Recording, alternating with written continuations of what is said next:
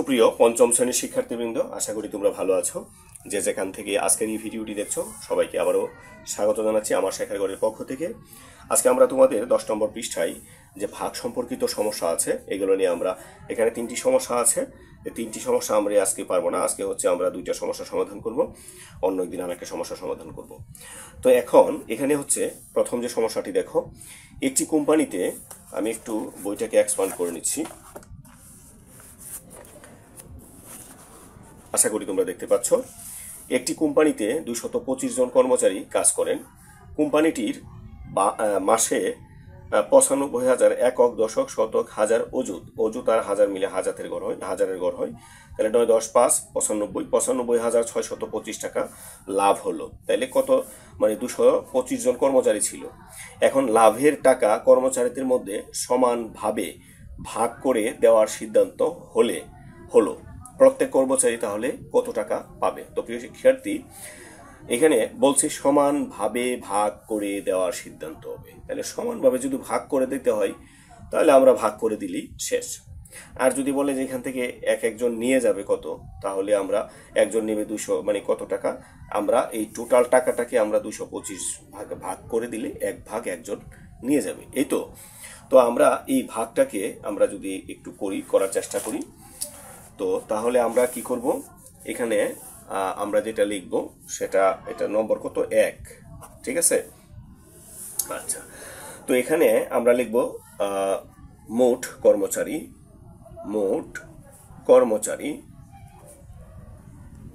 কর্মচারী কত আছে, 225 জন। আর মোট এখানে কি আছে, এখানে মোট লাভ কত আছে, 95,625 টাকা। তার মানে 225 জনে মিলে এই টাকাটা পাবে। তো এখন একজন কত পাবে? তাহলে আমরা লিখব, সুতরাং প্রত্যেক কর্মচারী পাবে,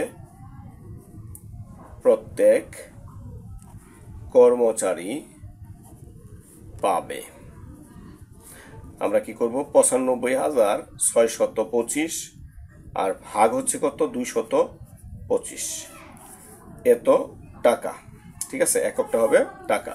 তো এই ভাগটা আমরা এখানে দেখাবো, এখানে আমরা 225, এই ভাগটা আমরা এখানে করব 95,625। তো প্রিয় শিক্ষার্থী, আমি তোমাদেরকে ভাগটা শেখাচ্ছি, ভয়ের কোনো কারণ নেই, ভাগ নিয়ে কখনো ভয় পাওয়ার কিছু নাই।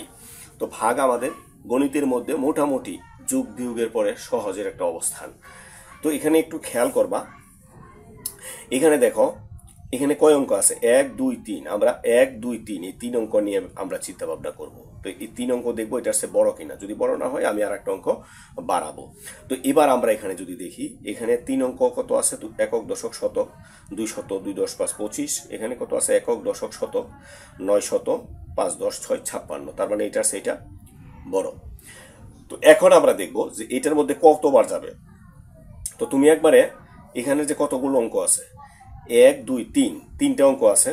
তাহলে এখানে তুমি প্রথম অঙ্কটা রাখো, রেখেই 2টা অঙ্ক ছেড়ে দাও। তাহলে কয়টা, 2টা ছেড়ে দিলা, এখান থেকে 2টা ছেড়ে দাও। তাহলে এখানে কত আছে, 9। এবার তুমি দেখো 4-এর সাথে কত গুণ করলে, 2-এর সাথে কত গুণ করলে 9 হবে। বেশি যাওয়া যাবে না, কম থাকতে পারবা। তাহলে 2-এর সাথে যদি আমি 5 গুণ করি 10 হয়ে যায়। তার মানে 4 গুণ যদি করি তাহলে কত হবে, 9 হবে। তাহলে আমরা এখন 4 দ্বারা গুণ করে দেখি কত হয়। তো আমরা গুণটা করবো কোথায়, গুণটা আমরা এখানে করি। 225 গুণ হচ্ছে 4, 4 5 20, হাতের আছে 2, 4 2 8, 8 আর 2 10 শূন্য, হাতের আছে 1।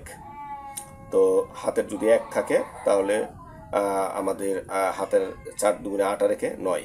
তার মানে আমি কত, 4 বার দিলে এটার চেয়ে ছোট হয়। তাহলে আমি 4 কোথায় লিখবো, কয় অঙ্ককে আমি টার্গেট করছি, 3 অঙ্ককে, 3 অঙ্কের উপরে আমি 4 লিখবো। তাহলে কত হয় এখানে, 900। তো এখন বিয়োগ করি, 6 থেকে 0 চলে গেলে 6, 5 থেকে 0 চলে গেলে 5। তো এখন আমরা বিয়োগ করার পরে যেটা আমরা খেয়াল করব, 9 থেকে 9 চলে গেলে কি 0, কিছুই থাকবে না, তাই আমরা এখানে কিছু দিলাম না। তো এখন আমরা যে বিষয়টা খেয়াল করব, বিষয়টা হচ্ছে যে এটার চেয়ে এটা ছোট কিনা। অবশ্যই যদি ছোট হয় তাহলে আমাদের অঙ্ক ঠিক আছে, আর যদি বড় হয়ে যায় তাহলে আমাদের এটা ঠিক নাই। তো আমরা দেখতে পাচ্ছি এটা ছোট, তার মানে আমরা আরেকটা অঙ্ক কেটে দিয়ে আসবো। তো এখন কত আছে, 562। আমরা আগের সূত্রটার মতো আমরা প্রয়োগ করি। তো আমরা এই এই যে এখানে কত আছে 2, এখানে কত আছে 5, তার মানে এই 2কে 2 দ্বারা গুণ করলে এটার চেয়ে ছোট হবে, 3 দ্বারা গুণ করলে বেশি হয়ে যাবে। তাহলে আমরা এখন 2 দ্বারা গুণ করব। আমরা এখানে লিখছি 225 গুণ করছি 2 দ্বারা। এই কাজটা তোমরা অন্য জায়গায় করে নিয়ে আসবা। 5 দুগুণে 10 শূন্য হাতের আছে 1, 2 দুগুণে 4 আর 1 5, হাতের কিন্তু নাই, 2 দুগুণে 4, তার মানে এটার চেয়ে ছোট। তাহলে কতবার দিলাম? 2 বার। কত হলো এখানে? 450। এবার আমরা বিয়োগ করি। 2 থেকে 0 চলে গেলে 2, 6 থেকে 5 চলে গেলে 1, তারপর এখানে 5 থেকে 4 চলে গেলে 1। দেখছি আমরা কি দেখতে পাচ্ছি? সেটা ছোট, তাই আমরা আরেকটা কেটে নিয়ে আসবো। তো এবার দেখি আমরা যে সূত্রটা আমি প্রথমে বলেছিলাম, এই সূত্রটা এখানে একটু প্রয়োগ করার চেষ্টা করো। সূত্রটা হচ্ছে এখানে কয় ঘর? 1 ঘর যদি আমরা বাদ দিই, কয় ঘর থাকে? 2 ঘর। তাহলে এখান থেকে 2 ঘর বাদ দাও, তাহলে এখানে কত আছে? এখন 11 আছে। এখন তুমি দেখো এই 2 এর সাথে কত গুণ করলে 11 হতে পারে বা কাছাকাছি যেতে পারে? বড় না, 6 দুগুণে 12 বেশি হয়ে যায়, 5 দুগুণে 10। তাহলে আমি 5 বার গুণ করব, ঠিক আছে? 225 গুণ করব 5 দ্বারা। 5 5 25, হাতের আছে 2, 5 দুগুণে 10 আর 2 12, হাতের আছে 1, 5 দুগুণে 10 আর 1 11। তাহলে এখানে কত হলো? 1125। মিলে গেছে কিন্তু। তাহলে আমরা কতবার দিলাম? 5 বার। 1125। তাহলে উত্তরটা কত আসলো? 425। 425 টাকা।